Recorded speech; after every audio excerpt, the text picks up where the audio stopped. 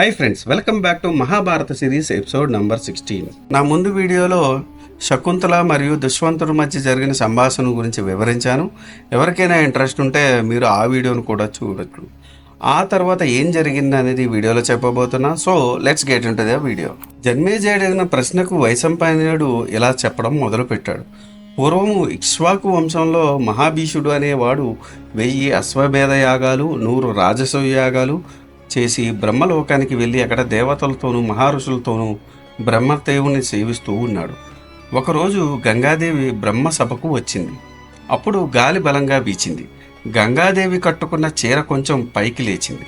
గంగాదేవి తొడలు కనబడ్డాయి. దేవతలందరూ తలలు పక్కకు తిప్పుకున్నారు. కానీ మహాభీషుడు ఆసక్తిగా చూస్తూ ఉన్నాడు. బ్రహ్మదేవుడు ఇది చూశాడు. కోపం వచ్చింది.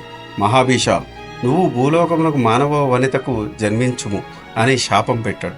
తన తప్పు తెలుసుకున్న మహాభీషుడు, బ్రహ్మదేవ, భూలోకంలో ప్రతీపుడు అనే పుణ్యాత్ముడు ఉన్నాడు, కాబట్టి అతనికి కొడుకుగా జన్మిస్తాను అని కోరుకున్నాడు. బ్రహ్మదేవుడు సరే అన్నాడు. ఇదిలా ఉండగా గాలికి చీర తొలగిపోయినప్పుడు తన తొడను చూసిన మహాభీషుని చూసి గంగాదేవి మోహించింది. అతనినే తలుచుకుంటూ భూలోకానికి వస్తుంటే 8 మంది వసువులు ఆమెకు ఎదురుపడ్డారు.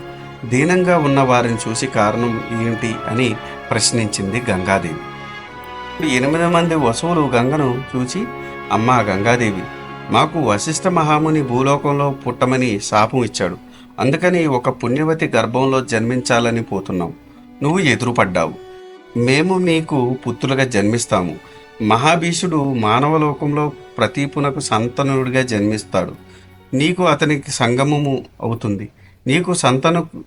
నీకు సంతానానికి మేము జన్మిస్తాము అని అడిగారు. గంగాదేవి కూడా సంతోషించింది.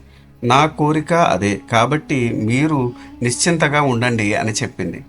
అమ్మ, మాది ఒక కోరిక. మేము పుట్టిన వెంటనే గంగలో పడవేస్తూ మాకు భూలోకం నుండి ముక్తిని ప్రసాదించు.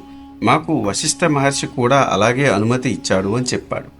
గంగాదేవి ఆలోచనలో పడింది. మీరు చెప్పింది బాగానే ఉంది, కానీ నాకు దీర్ఘాయుష్మంతుడైన ఒక కొడుకు కావాలి. అది ఎలాగా అని అడిగింది. అమ్మా గంగాదేవి, మాలో 8వ వాడు ప్రభాసుడు. అతను మా అందరి అంశాలతో దీర్ఘాయువుగా నీకన్న కొడుకై మానవలోకంలో ఉంటాడు అని చెప్పాడు. గంగాదేవి అష్టవసులు అలా ఒప్పందం చేసుకొని వెళ్ళిపోయారు. మానవలోకంలో ప్రతీపుడు అనే మహారాజు రాజభోగాలను అనుభవించి గంగా నదీ తీరంలో తపస్సు చేసుకుంటున్నాడు. ఒకరోజు గంగాదేవి ప్రతీపునకు ప్రత్యక్షమైంది. ఒక దివ్యకాంత రూపంలో అతని తొడ మీద కూర్చుంది. ప్రతీపుడు ఆమెను చూసి ఆశ్చర్యపోయాడు. నీవు ఎవరు? నా తొడ మీద ఎందుకు కూర్చున్నావు అని అడిగాడు. ప్రతీప మహారాజా, నేను జన్మహర్షి పత్రికను, జాహ్నవిని. నీకు భార్యను అవుదామని వచ్చాను, నన్ను స్వీకరించు అని అడిగింది. ఓ జాహ్నవి, నాకు ఇప్పటికే పెళ్ళయింది. నేను నా భార్యను తప్ప మరొక స్త్రీని మనసులో తలుపను. అయినా నీ వంటి స్త్రీ ఇలా అడగడం న్యాయమా? పైగా ఆడవారు భర్త ఎడమ తోడ మీద కూర్చుంటారు, పుత్రులు తండ్రి కుడితోడపై కూర్చుంటారు. నువ్వు నా కుడితోడపై కూర్చున్నావు, కాబట్టి నా కొడుకును వరించు, పెళ్లి చేసుకొనుము అని చెప్పాడు ప్రతీపుడు. గంగాదేవి అక్కడి నుంచి వెళ్ళిపోయింది.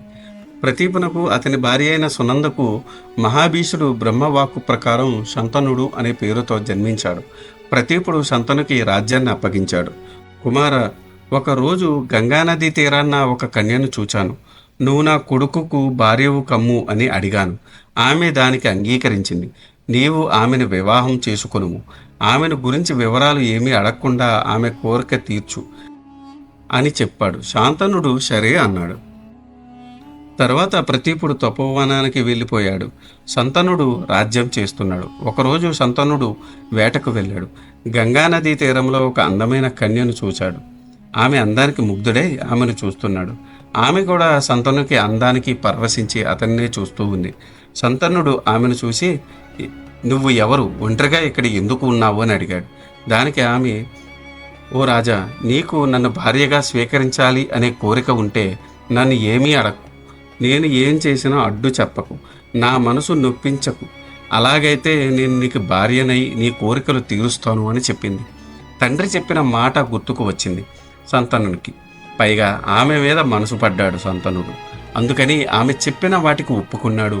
గంగను వివాహం చేసుకున్నాడు. గంగకు సంతనుడికి వసువులు ఒకరి వెంట ఒకరు కుమారులుగా జన్మించారు.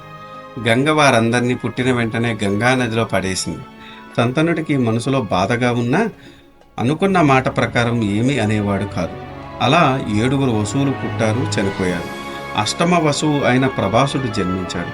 ఈసారి సంతనుడు ఊరుకోలేదు. ఇప్పటిదాకా పుట్టిన వారందరినీ గంగలోకి వేసేశావు. నాకు ఈ కొడుకును వదలడం ఇష్టం లేదు, నేను ఇవ్వను అని అన్నాడు. శాంతన మహారాజా, నీవు నాకు ఇచ్చిన మాట ప్రకారం నేను వెళ్ళిపోతున్నాను. నేను ఎవరో తెలుసా? నేను గంగను. అష్టవశులు వశిష్ఠ మహాముని శాపంతో మానవలోకంలో పుట్టారు. వారు కోరిన కోరిక ప్రకారం నా గర్భంలో జన్మించారు. పుట్టగానే వారికి విముక్తి కలిగించాను. ఈ 8వ కొడుకు చిరకాలం జీవిస్తాడు, కీర్తిమంతుడు అవుతాడు అని చెప్పింది గంగ. ఓ గంగా, వసువులు దేవతలు, దోషము లేనివారు కదా. వశిష్ఠ మహర్షి వారికి ఎందుకు శాపం ఇచ్చాడు? అందులో 8వ వాడు మాత్రం మానవలోకంలో ఎక్కువ కాలం ఎందుకు జీవించాడు? వివరంగా చెప్పు అని అడిగాడు. అప్పుడు గంగ ఇలా చెప్పడం మొదలుపెట్టింది. తర్వాత ఏం జరిగిందో అని తెలుసుకోవాలనుకుంటే మీరు ఖచ్చితంగా నా నెక్స్ట్ వీడియో కోసం వెయిట్ చేయాల్సిందే. ఈ వీడియో కనుక మీకు నచ్చితే do like, share and subscribe. Thanks for watching. జై సనాతన ధర్మం.